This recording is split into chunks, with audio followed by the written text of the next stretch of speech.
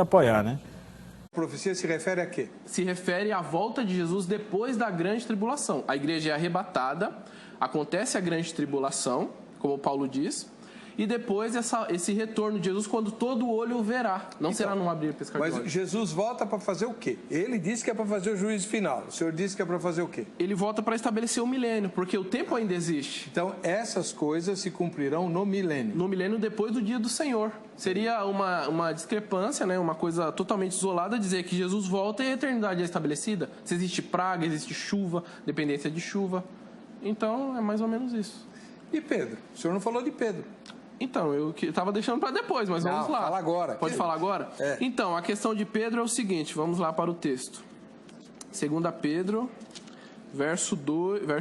capítulo 3. 10 a 13.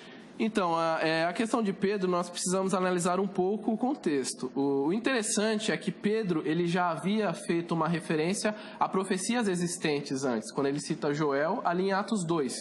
E o que Pedro faz? Ele junta toda aquela profecia, dizendo que derramaria, né, sobre toda a carne. E ali ele cita uma profecia que ainda não aconteceu naquele momento. Então, a interpretação desse texto de Pedro é o quê? Pedro, ele faz um apanhado das profecias acerca do fim e inclui aqui nesse momento. Tanto que Pedro ele vai dizer nos versos 15 e 16 desse mesmo capítulo que existem coisas em Paulo, nos escritos de Paulo, que são difíceis de compreender. Então, basicamente é isso. Não, você não respondeu. Descreve o que Pedro está falando aí.